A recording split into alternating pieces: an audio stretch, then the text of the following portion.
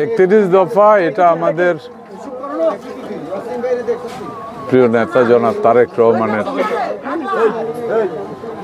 BNP সরকার গঠন করলে কিভাবে দেশ পরিচালনা করা হবে এটার উপরে ভিত্তি করে 31 দফা করা হয়েছে। আর অঞ্চল ভেদে বিভিন্ন অঞ্চলের বিভিন্ন সমস্যা, সুতরাং যে অঞ্চলের যে সমস্যাটা ওইটার উপরে ভিত্তি করে কুমিল্লার সমস্যার উপরে ভিত্তি করে আমার স্বপ্ন বা আমার পরিকল্পনাটাও এখানে দেওয়া আছে।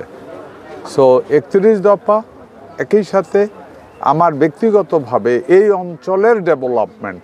এখানে একটা জিনিস আমি বলে রাখি, মানুষ ডেভেলপমেন্ট বলতে কিন্তু রাস্তাঘাট পোল কালভার্ট বুঝায়। আমি কিন্তু ডেভেলপমেন্ট বলতে রাস্তাঘাট পোল কালভার্ট শুধু বুঝাই নাই, আমি সুন্দরভাবে চলতে পারবো, এটাও কিন্তু ডেভেলপমেন্ট। ঠিক আছে, আমি সকালবেলা ঘর থেকে বেরোলে সৎ পথে 2000 টাকা উপার্জন করার একটা এনভায়রনমেন্ট থাকবো, এটাও কিন্তু ডেভেলপমেন্ট। সো আমি ডেভেলপমেন্ট বলতে সত্যিকার অর্থে একটা মানুষের জীবন ধারণের ডেভেলপমেন্টকে বুঝাই।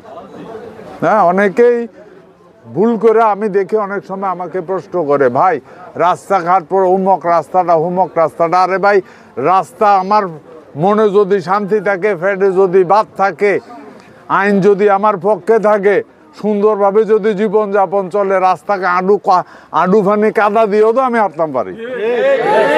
আর আমার ফাঁকা রাস্তা থাকলো, আমি রওনা দিলাম, পকেট থেকে টাকা লয়ে জায়গায় জোর করে। এই সুন্দর তো না, এটা আমার দৃষ্টিতে এটা সুন্দর না। আর কি আপনি কি বলছিলেন?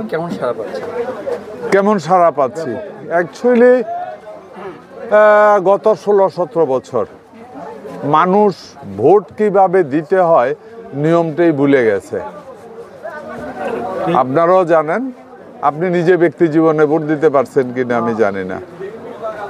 এদেশের 99% মানুষে ভোট দিতে পারে নাই। আমারে সেই আমলে সরকারি দলের এক লোক আমারে বলছিল, ভাই আমার ভোটটা তো আমি দিতে পারি নাই। যে আপনি যেই দল করেন ওই দলের সরকার ক্ষমতা, আপনি বললেন আপনার টাকা যাওয়ার পরে বলতেছে দিয়ে ফেলছে। সুতরাং এই যে 17 বছর পরে এই মুহূর্তে মানুষ ভোট দিতে পারবে, এটা যে কল্পনা করতে পারছে, এই আনন্দই মানুষের মধ্যে প্রচুর। আর আমার ব্যাপারে যেটা আছে, আপনারা জানেন আমি বহু বছর কুমিল্লা মানুষের সাথে আছি। দুইটা নির্বাচনে আমি কনফার্ম পাস করা প্রার্থী, আমারে জোর করে আমি না, সারা বাংলাদেশের একই অবস্থা নিয়ে গেছে। এখন মানুষ অপেক্ষা আছে, একটা সুযোগ পাইছে, ভোট দেবে। আর সারা কেমন পাচ্ছি যদি বলি, আমার রাজনৈতিক জীবনে যত নির্বাচন করেছে, যে কয়টা নির্বাচন করেছি, এবারের নির্বাচনে আসার পরে মনে হয় যে সত্যি মানুষ, এটা গণতান্ত্রিক দেশ, ভোটটা মানুষের কাছে একটা আনন্দের ব্যাপার হয়ে গেল।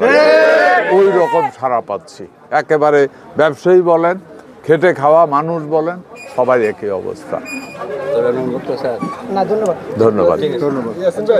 আরেকটা বিষয়, অন্যান্য প্রার্থীও আশ্বাস করতেছে যে অন্যান্য নির্বাচন করবে, জি, সে বিষয়ে আসলে কি বলবেন? এই বাংলাদেশের টোটাল রাজনৈতিক দল কতগুলি? হ্যাঁ, তো 54 জন তো এমনিতেই হয়, ঠিক না? কি হলো, সবসময় স্লোগান লাগে না তো?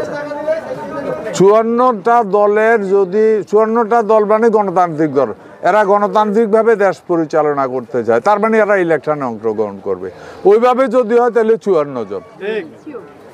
আমি মানসিকভাবে প্রস্তুত 54 পর্যন্ত।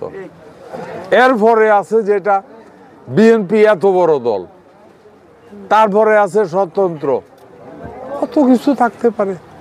এটা গণতান্ত্রিক, আমরা গণতন্ত্রের জন্য লড়াই করি। 17 বছর লড়াই করলাম, এত লোক জীবন দিল কি জন্য? গণতন্ত্রের জন্য। তো একটা অঞ্চলে মধ্যে 50-60 প্রার্থী থাকবে, এটাই তো স্বাভাবিক, এবং এটাকে আমরা মেনে নেই। এটাই গণতন্ত্রের সৌন্দর্য, এটাই গণতন্ত্রের সৌন্দর্য।